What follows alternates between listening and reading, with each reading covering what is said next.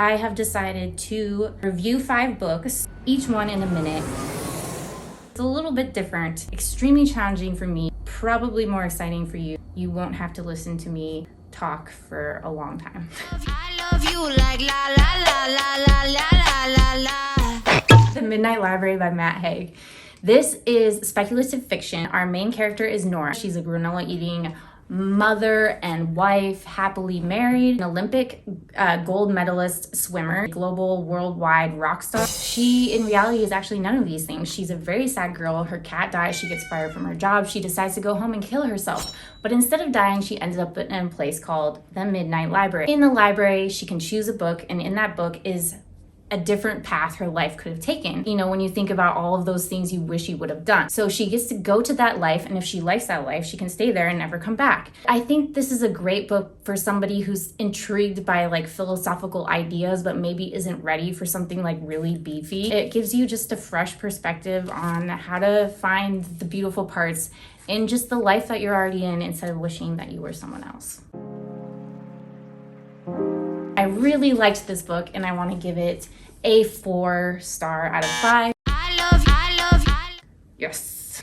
Our second book is Save the Date by Matson. The story is about a girl named Charlie. Her 4 siblings are coming home for the weekend. Their sister, Lenny, is getting married. It all takes place over the span of 1 weekend. The wedding planner, she often runs away. The family is just stuck with catastrophe after catastrophe, trying to like clean up the pieces so that this wedding is as epic as they thought it would be. Meanwhile, Charlie has a crush on her childhood brother's friend. She's trying to figure out like if he likes her. Also, her mother is retiring from doing a like comic strip that she's an illustrator for. The comic strip is called Grand Central Station, loosely based off the family, the Grant family themselves. If you are at the age of Charlie, a senior in high school, about to graduate, go off to college, there's a lot of things in this book that you will totally get. I think there was a strong sense of family in this book. The fact that it was about one family and it took place over the span of 1 weekend, I thought I would like the characters more at the end because you spend so much time with them, but I really just felt like it was sort of blah. So I'm gonna give this a 2.5 stars out of 5.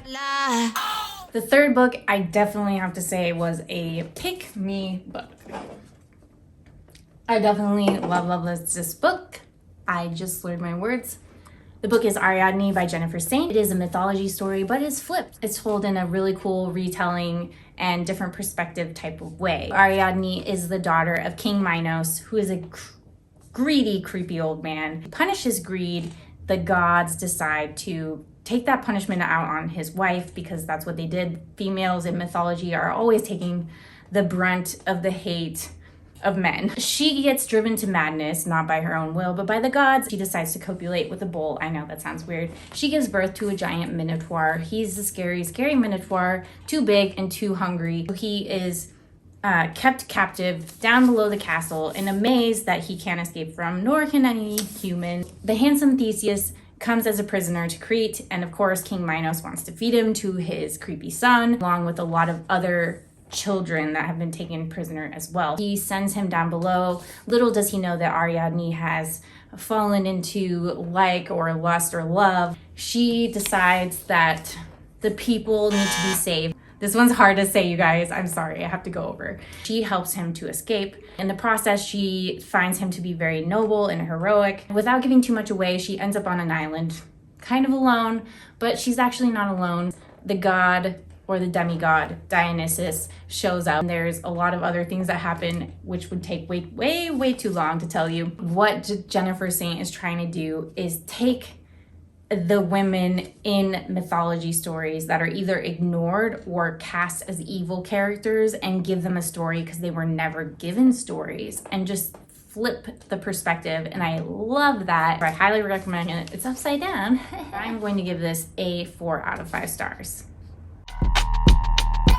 You guys, I just want to say thanks for watching. This is the best wine in a can I've ever had. Like, no joke.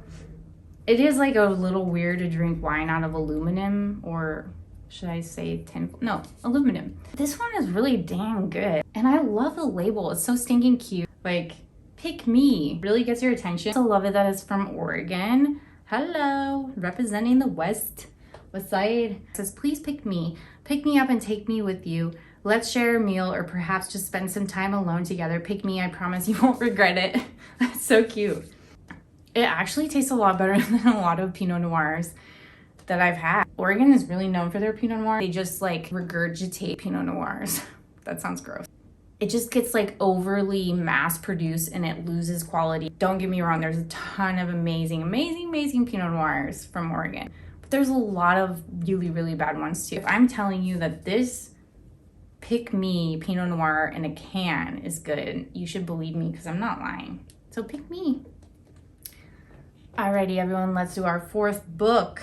Okay, are you ready? I'm ready too. Okay, so we've got The Mystery of Mrs Christie by Marie Benedict. Slightly historical fiction because it is based on the true story of Agatha Christie, who is one of the world's most famous mystery authors. Agatha Christie went missing for 11 days. To this day, no one knows if she went missing for whatever reason. Was it amnesia? Was it foul play?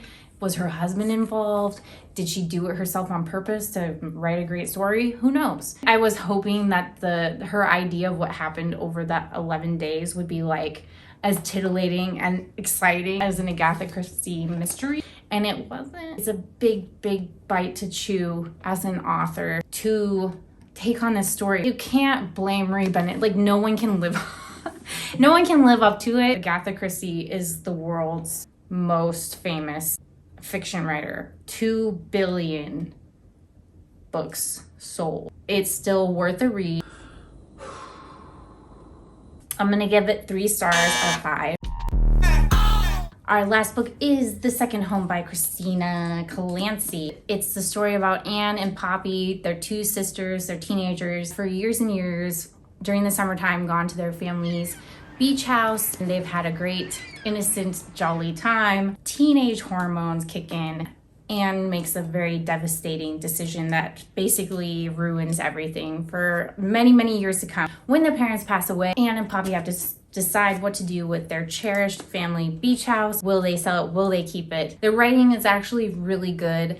I think it's just like one of those books that, I don't want to say makes you feel icky. It's just dark and it feels like hopeless. I found it annoying that the characters didn't seem to grow until like the last chapter. But if you like those types of things, you might like this book. And honestly, like I said, the writing is very good. I'm going to give it a 2.5, but you might give it more. So if this is your cup of tea, check it out.